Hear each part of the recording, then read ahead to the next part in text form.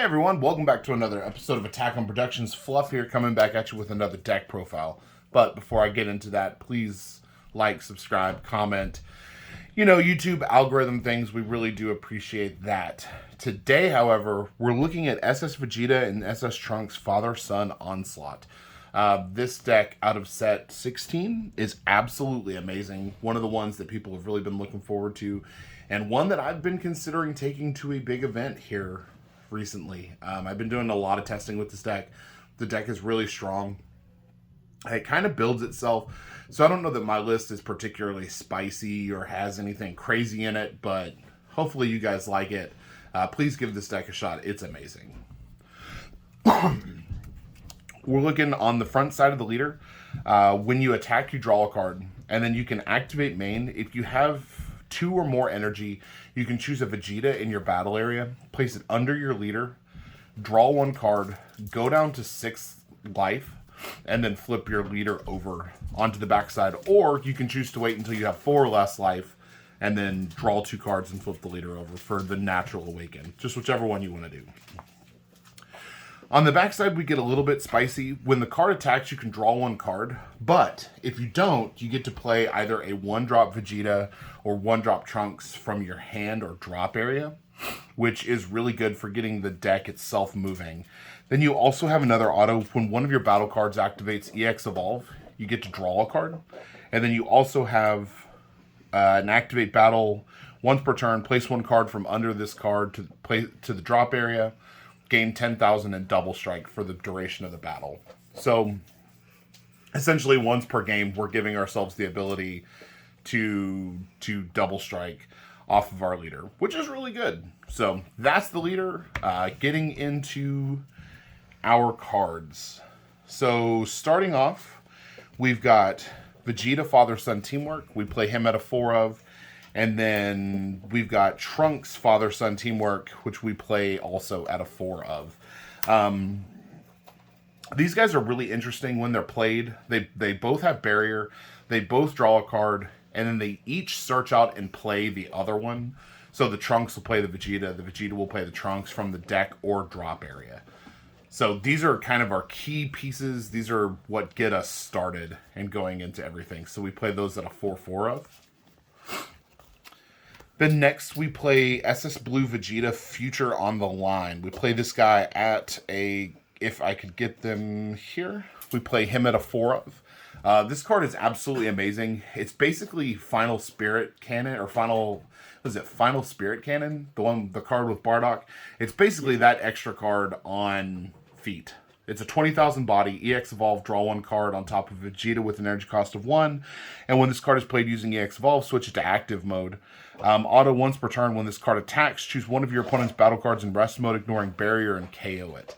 So he doesn't have any protection himself, but he is absolutely going to wreck your opponent's day. So we play him at a 4 of. And then finishing out the kind of EX Evolve chain, we do play SS Trunks Future on the Line, which is the EX Evolve counterpart to the Vegeta that we just saw. This card is Barrier Blocker. EX Evolve for 1 energy, draw 1, and then switch it to active mode when it EX Evolves. But then auto once per turn. When your opponent plays a battle card or unison, choose that card and switch it to rest mode. So it's kind of Poutine, kind of not. Poutine just gets to choose a battle card and rest it down when a card or counter is activated. This gets to choose the card that's coming in and tap it down. It doesn't get past barrier, but it can be sometimes troublesome for your opponent to play through this card, plus it's a blocker. The big benefit to both of these guys is that if either of them die, it kind of resets your chain and lets you go, because once per turn when you activate EX Evolve, you're drawing 2. So if your opponent kills the Vegeta because they don't want it to stick around, then you get to swing with your leader, play the 1-drop Vegeta, and then EX Evolve into another Vegeta if you have one. So this is the main engine of the deck. These 16 cards are what make up the whole functionality of the deck. Moving into the last kind of piece of that engine, I would say, is the SS Blue Vegeta and SS Trunks Father-Son Bonds. We play this at a 3 of. This guy's kind of complicated, but not entirely. So he's a 35,000 body with it's inherently got critical. Activate main for 2 energy. If you have 3 or more energy, you place a Vegeta and a Trunks under it. And then play this card from your hand.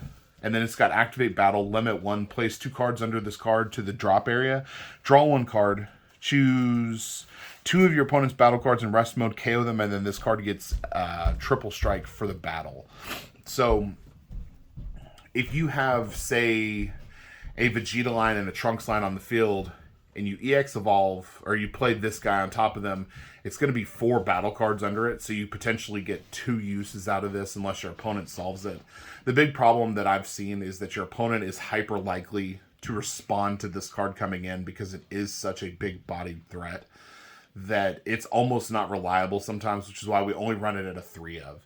I don't care if I see it. I want to see it by the end of the game. I don't want it clogging my hand early because it is a 1-10,000 combo.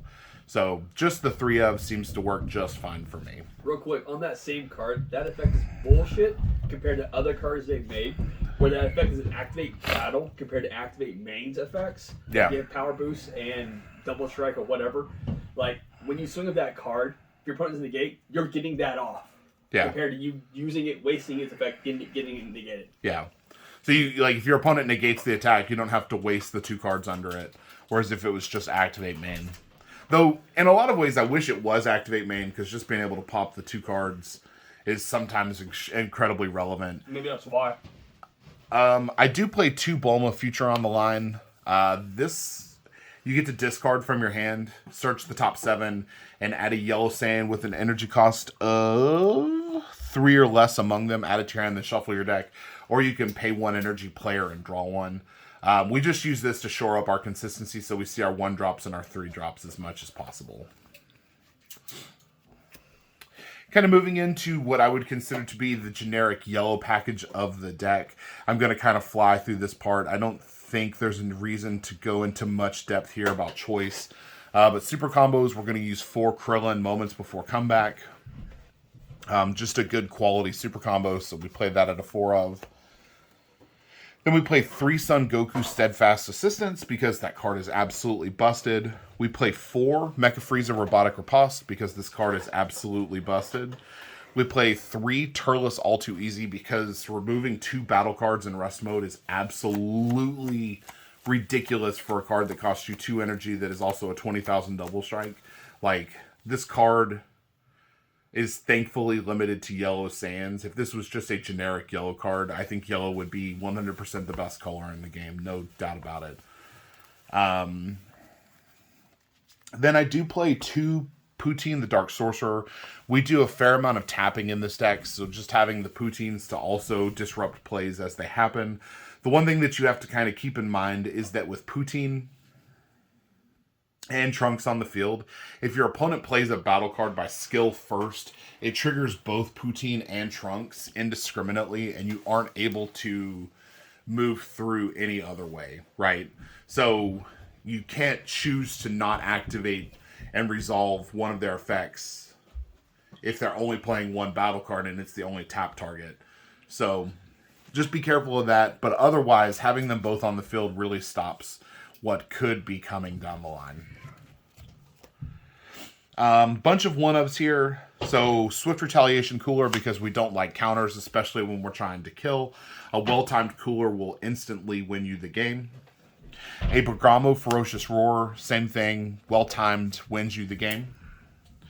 We place SS4 Bardock Fighting Against Fate. This is for closing out the game when your opponent thinks that you're done.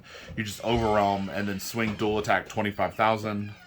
The deck makes Xenocell incredibly easily, so you can either make it with that 8-drop, or if you have a bunch of 3-drops or 2 of the Turles on the field, and then you just need 2 more 1-drops to make it at that point. But the deck makes this incredibly well. So turn 5 is typically our kill turn if we're not winning before then anyway. And then we play 1 Power of a Super Saiyan because we can only play this at 1 because the card's busted. Moving into our extra cards there, segueing in from the Power of a Super Saiyan, I run 2 Frieza Army Reinforcements for the last-minute defense and awakening properties if I'm not able to find a Vegeta. I run 2 Time Magics because of how relevant dual attack is in the format right now, especially when you're looking at stuff like U7, or you're looking at the Bardock fighting against Fate. There's just a lot of cards right now that are dual attack that could possibly restand and pressure you, and just having a couple time magics shores that out a little bit. 2 Forbidden Power for aggro matchups. I will hard mulligan for these, or try to find these as quick as possible in those matchups just to floodgate their turns out a little bit. 2 Vegeta Final Flash. Our extra cards are a bunch of 2-ofs, but it's worked out quite well for me. 2 Vegeta's Final Flash to bait out your opponent comboing in and stopping, or if there's just an effect that happens in the battle step that you don't want to happen, or you need to turn off a card's skills for a turn. Tons of uses. And then we run 3 Realm of the Gods Black Kamehameha. This card doesn't come up as often as maybe I would hope that it would. It's really good in aggro matchups and really kind of underperforms in other matchups. But its flexibility of either being able to remove a card on your turn or draw one, tap 2 on your opponent's turn is what makes this card great. It's just an absolutely beautiful card. It's fantastic. It's got a ton of flexibility, but again, it's not always useful. So just be wary of that. You don't want these clogging up your hand. So that, ladies and gentlemen, is my Trunks Vegeta profile. Hope you guys enjoyed it. This deck's a ton of fun. Give it a shot, especially if you like control-y type of matchups. I'm kind of rambling here, so read your cards, know your plays. Let us make the mistakes so that you don't have to, and as always, fluff out.